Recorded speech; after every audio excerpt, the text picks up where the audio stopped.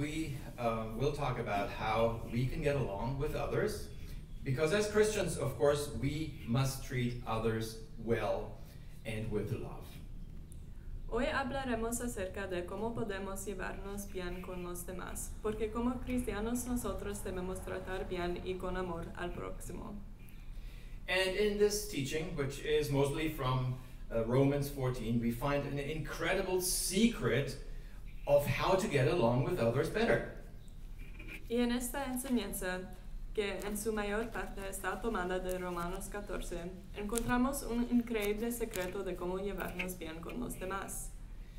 So let me start by saying that this message appears to be very timely. I do not remember that our world was ever so unfriendly, so inconsiderate, and so right out hostile. I don't know if it's just because people suffer from COVID brain, but things are pretty bad right now. Déjenme comenzar diciendo que este mensaje parece ser muy actual. No recuerdo que nuestro mundo fuera tan antisimpático, desconsiderado y completamente hostil.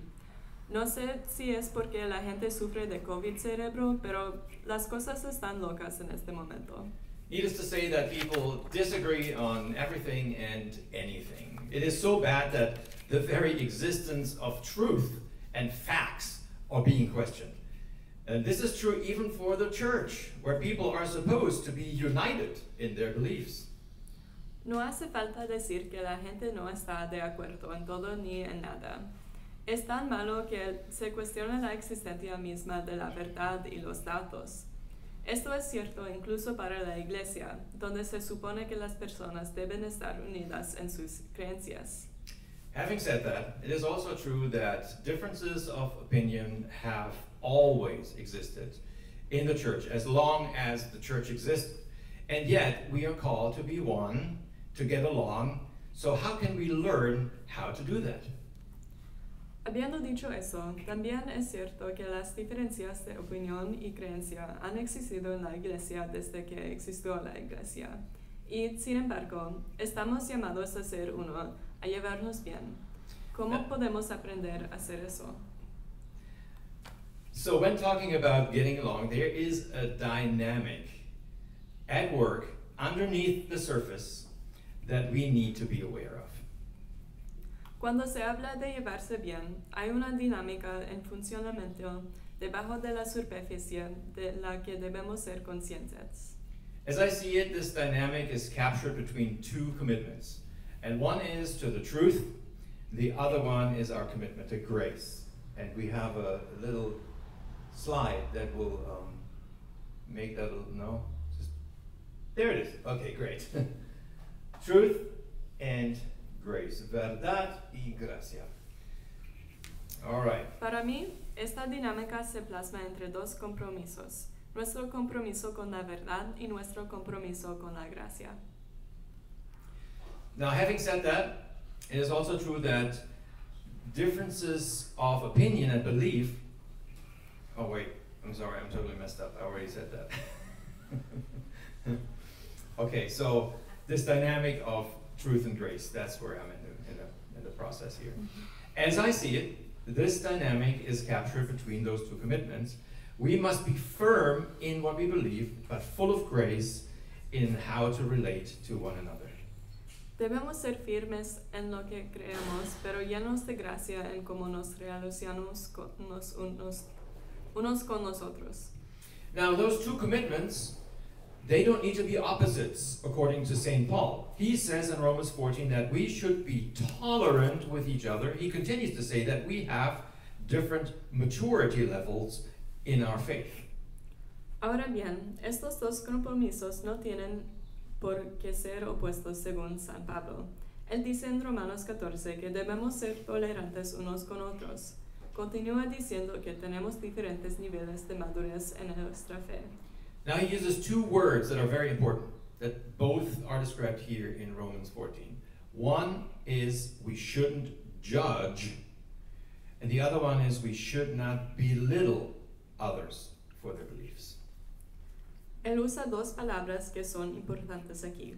No debemos juzgar a los demás y no debemos menospreciar a los demás. To those who might be more mature in the faith, those who may have more flexibility in their beliefs should not think less of those who may live by more stricter rules based on their conscience. And those who live by stricter rules should not criticize those who do not follow the rules of their conscience. Para aquellos que pueden ser más maduros en la fe, aquellos que pueden tener más flexibilidad en sus creencias, no deben pensar menos de aquellos que pueden vivir bajo reglas más estrictas basadas en su conciencia. Y aquellos que viven bajo reglas más estrictas no deberían criticar a aquellos que no siguen las reglas de la conciencia. Now some of you may say, wait a minute, is Paul saying that it doesn't matter what we believe? There's still such a thing as right and wrong beliefs, right? Algunos de ustedes pueden decir, espera un minuto, Pablo está diciendo que no importa lo que creamos, todavía hay creencias correctas e incorrectas, ¿correcto? Yes, absolutely, absolutely. And this brings me to my next point. There are beliefs that fall into the category of black and white, and there are those that are in the gray area. Sí, absolutamente. Y esto nos lleva a mi siguiente punto. Hay creencias que caen en la categoría de blanco y negro, y hay aquellas que están en el área gris. Of course, there are things that we believe that are black and white. Things like the Ten Commandments. Things like you shall not kill, you shall not steal, you shall not commit adultery. Things like that. We must be firm and strong in these beliefs. There is no debate about them. Por supuesto, hay cosas que creemos que son blanca y negra. Cosas como los 10 mandamientos, cosas como no matarás, no robarás, no cometerás adulterio, cosas así. Debemos ser firmes y fuertes en estas creencias. No hay debate sobre ellas. But then there are also things that are in the gray area. And St. Paul makes room for differences of beliefs, of conscience. Paul gives us examples right there in chapter 14 in Romans.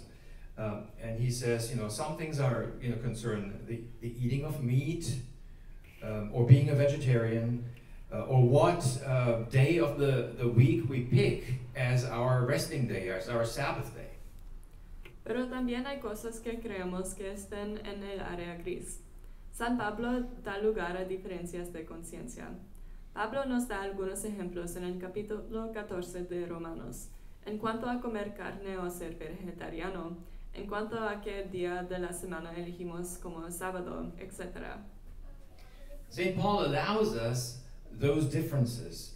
They are matters of opinion and matters of conscience.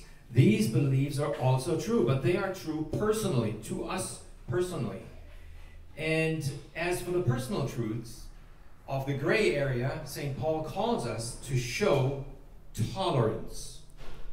San Pablo nos deja tener estas diferencias con cuestiones de opinión y conciencia. Estas creencias también son ciertas, pero personalmente lo son. Y en cuanto a las verdades personales de la zona gris, San Pablo nos llama a ser tolerantes. Now the last point I want to make here answers the initial question of what is the simple truth of how to get along with others. St. Paul says the following in verse 13. El último punto que quiero hacer responde a la pregunta inicial de cuál es la simple verdad de cómo llevarse bien con los demás. San Pablo dice lo siguiente en el versículo 13. Here's what it says. So don't criticize each other anymore. Try instead to live in such a way that you will never make your brother or sister stumble by letting him or her see you do something he or she thinks is wrong. Por tanto, ya no nos juntemos los unos a los otros, sino más bien decidan esto, no poner obstáculo o piedra de tropiezo al hermano. Now here's the secret. If you see a brother or a sister struggle with something that is based in the gray area of belief, don't do it so as not to cause them to stumble. Aquí está el secreto. Si ves que un hermano o una hermana luchan con algo que haces que se basa en una creencia de área gris, no lo hagas para no hacerlos tropezar. Paul is asking us just to make a little sacrifice. Nothing big, nothing permanent. If you notice someone is struggling with you eating meat, don't eat it in front of them. Just be a little considerate. Pablo nos está pidiendo que hagamos un pequeño sacrificio. Nada grande, nada permanente. Si notas que alguien está luchando contigo para comer carne, no lo hagas frente a ellos. Solo sé un poco considerado. Now, in the debate around whether to wear a mask or not, I'm sure we're all familiar with that. I'm also sure that all of us already are exercising this kind of consideration. Having been vaccinated, I enjoy the freedom of not wearing a mask. En el debate sobre si usar máscaras o no, estoy seguro de que todos ya estamos ejerciendo este tipo de consideración. Habiendo sido vacunado, disfruto de la libertad de no usar una máscara. But if I see somebody struggling, wearing a mask, and I see that they're getting anxious and nervous, what do? I pull my mask out and I put it on for them to show a little consideration. It says to that person, I care about you. You are important to me. I respect you. Pero si veo a alguien usar una máscara y noto que está ansioso y preocupado, le pondré una máscara por su bien. Can you imagine the whole world would be considered that way? There wouldn't be wars. There would be no reason for us to not get along. If the church could only understand and put into practice this principle, my goodness. So be firm in your commitment, in your beliefs that are grounded in the truth, but be tolerant in matters of opinions. And let's be considerate. ¿Te imaginas que todo el mundo actuaría de esta manera considerada? No habría ninguna razón para que no nos llevemos bien. Si la Iglesia pudiera poner en práctica este principio, ser firmes en nuestras creencias comunes que se basan en la verdad, ser tolerantes en materia de opiniones y ser considerados. By the way, the founder of Methodism, John Wesley, put this very principle in the following very powerful words. Por cierto, el fundador del metodismo, John Wesley, expresó este principio en las siguientes palabras muy poderosas. It is on the screen. Though we cannot think alike, may we not love alike? May we not be of one heart, though we are not of one opinion? Without all doubt, we may. Herein, all the children of God may unite, notwithstanding these smaller differences. Aunque no podamos pensar igual, no podemos amar igual, no podemos ser de un solo corazón, aunque no seamos de una opinión, sin ninguna duda podemos. En esto pueden unirse todos los hijos de Dios, a pesar de estas pequeñas diferencias. Amen and amen.